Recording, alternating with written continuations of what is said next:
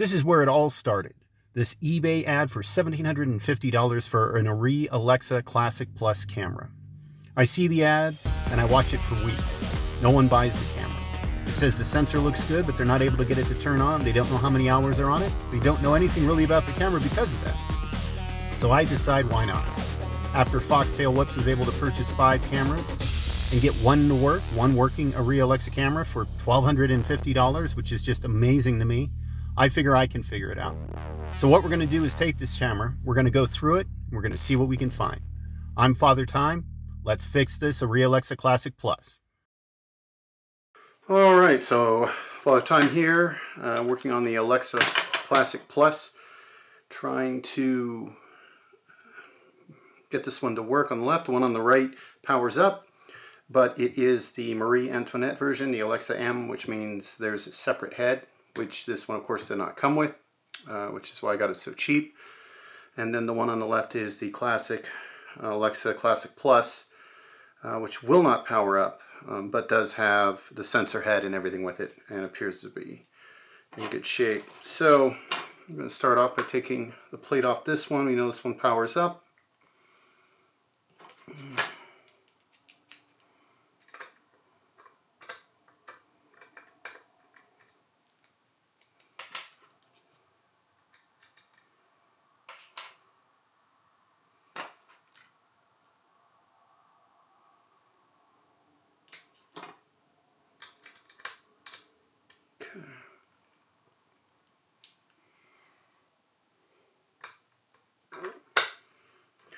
Now the idea is that the power switch on the Alexa Classic is bad.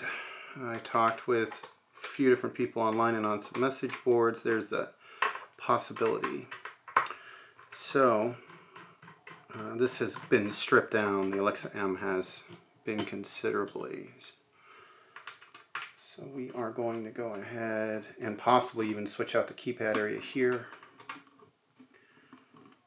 and move it to the other camera.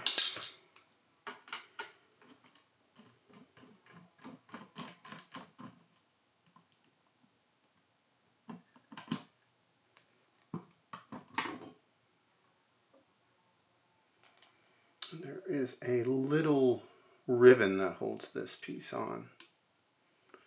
Pop that out. Pop that out. And you can see the buttons are almost identical. This one was done in like 2013, if I remember right, the Alexa M, and the Alexa Plus was done like 2011. So like instead of power, they have on and off. The record font's slightly different, but the layout is very similar, but there's still some variations here on the buttons. So my big question though is if this has the right keypad, if it will power up. So let's take a look here.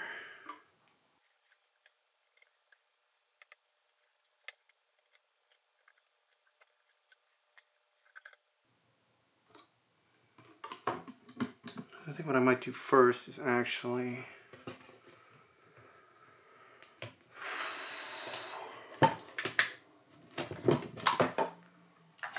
possibly take off the gold mount and switch it over to this one and see.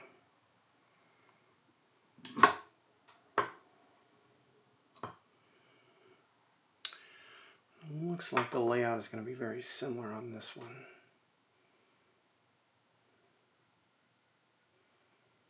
So let me look here.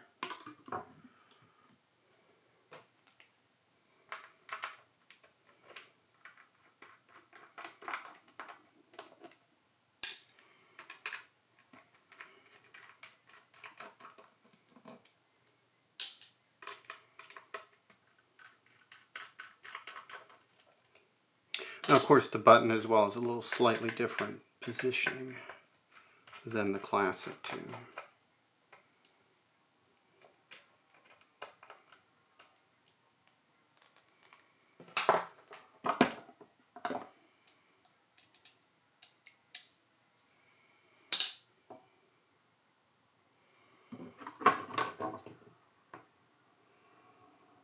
Yeah, so you can see the actual board is just slightly different, so that could definitely cause an issue. Now the one on the right, the Alexa M, the big problem with this one is just that that button doesn't work. So it is possible I can maybe switch out the head and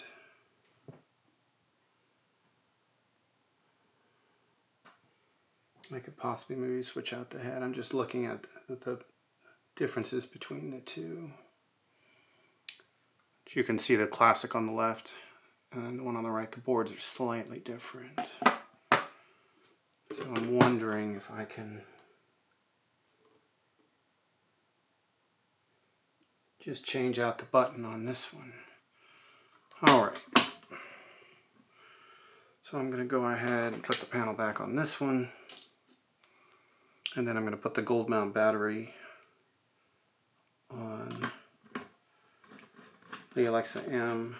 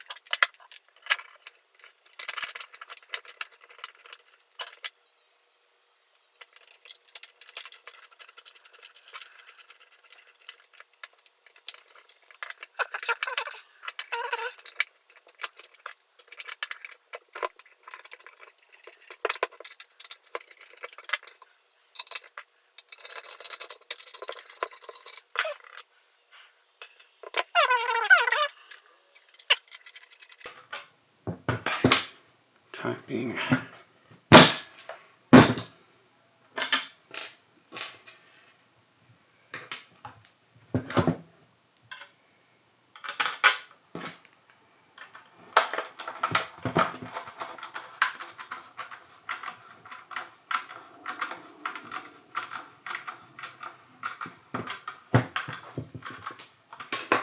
okay.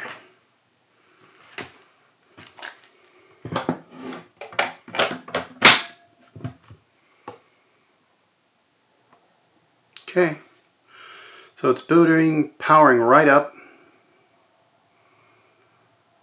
starting all applications.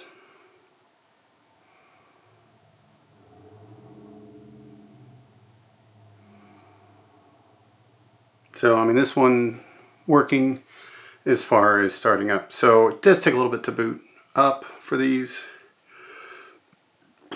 And then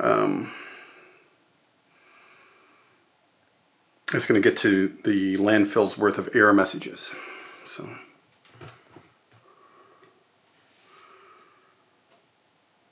it's going to tell us there's no head, obviously, because there isn't. And it's going to tell us there's no SSD on the other side, which there isn't. And then, of course, these other items here are messing, even though I could just pull them off the Classic if I had to. So, you know, if you're used to other cameras, these, you know, it's not so much run and gun. It takes a little bit to set up, but I mean, Alexa cameras are amazing.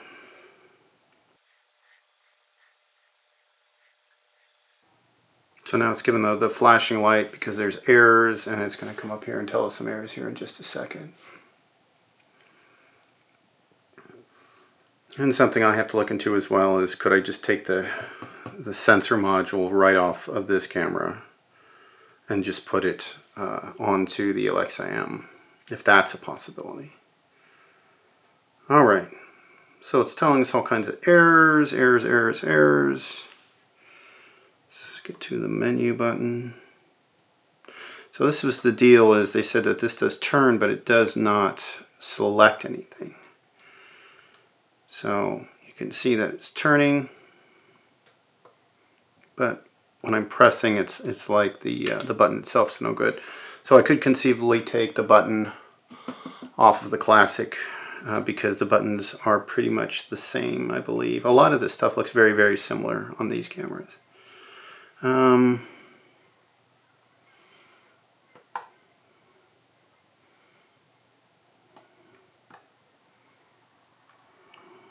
So, you know, white balance, color,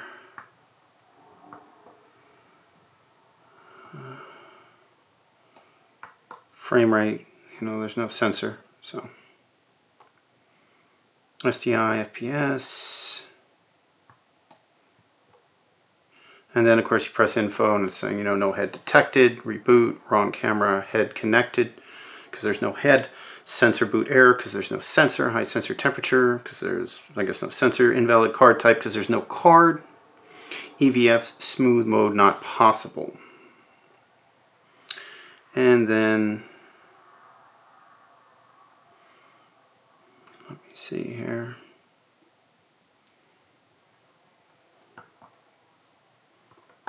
Menu, but the nice thing is at least, you know, it's going through the options. It's at least firing off, which is more than I can say for the Classic. All right, so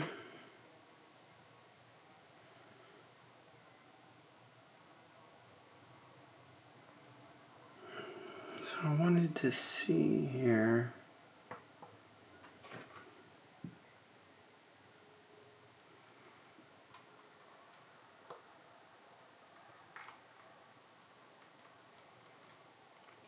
I'm almost wondering too if I can take this button off and see if I can get it just to work itself. Of course, again, you know, still no head, but if I can get the unit to work as a whole. So then that makes me wonder on the Classic if it is just an issue with the start button. Because that was the whole issue when I bought the other camera, when I bought the Classic. I bought it because there was no, it wouldn't power on. So I literally have no idea. Hours, licenses, anything. So it could be, you know, complete dud. Or maybe I can salvage the M by transferring the sensor piece over. So, you know, that'll be a question there. And if I'm able to do that, I can also take the SSD, most likely from the other side, and put it on the M. And at least have one working camera then. So right now I'm into this $2,000, $500 for this one, $1,500 for the Classic. And it's just an experiment, you know. We'll see what happens, but that's what I'm working on here. All right, so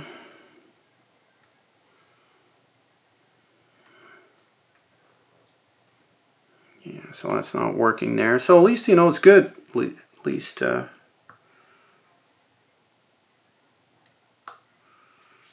At least what they said was true, which is always nice, that it, you know, it fires off. It seems to at least recognize the issues that it's having, which in my mind, you know, is better than not. Alright, so we got that far on this one. Thank you guys for watching. If you want to see more, just subscribe and watch. Another thing I'm going to try are these. So this is an interesting thing. These are express cards, S/S cards, but they take SD cards in an insert slot. So the big question is the newer 400 megabit per second SD cards, if those will fit in this. Then supposedly this adapter works for the S/S Pro cards on the EX1 and EX3. So it's an experiment with this to see if I can use these cards in these cameras and then just use SD cards that have a high record rate. I know I've heard, I think Foxtail Whips did one where he said he had to get the Pro cards. He's the one who bought the 5 cameras for $1,500 and got one to work. And I think he's still working on the others. So, you know, that's where I'm at on this. Let me look here.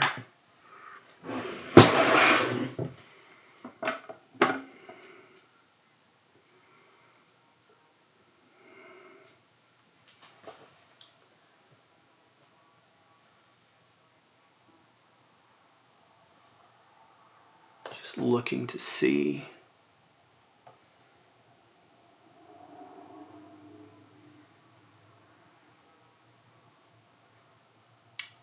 Okay. If I can just possibly take this off, take this button off the top, and unscrew that nut, unscrew all these, pull it back and look at the on-off switch and see there's something there. Can be salvaged. Boy, that'd be nice if it was just the on-off button. All right, well.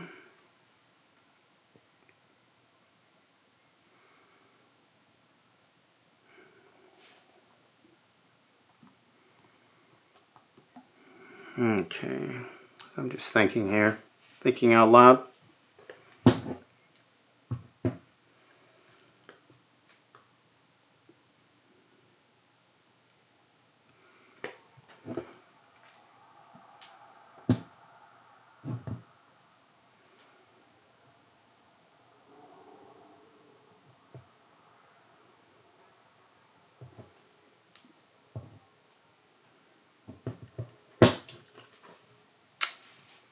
All right.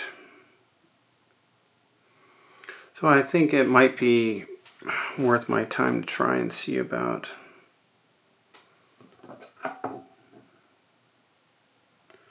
the problem with this one compared to the other one is that this is just buried down in there. Much more so.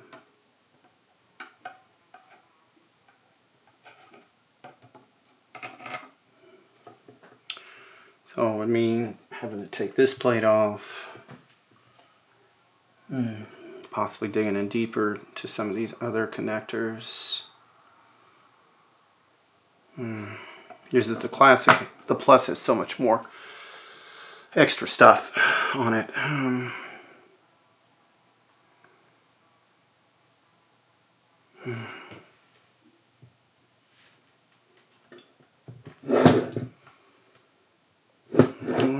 The other thing too is seeing if there's some way I can at least try and jump the on-off button, just to see.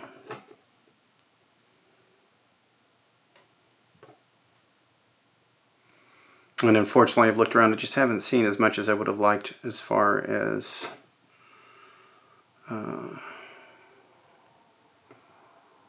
items to look at.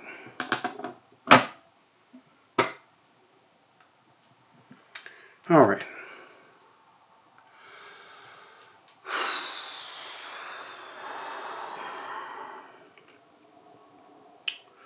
Alright, so I'm going to go look at a video and I'm going to be back here in a little bit. Like I said, it's encouraging to see that that is actually firing off.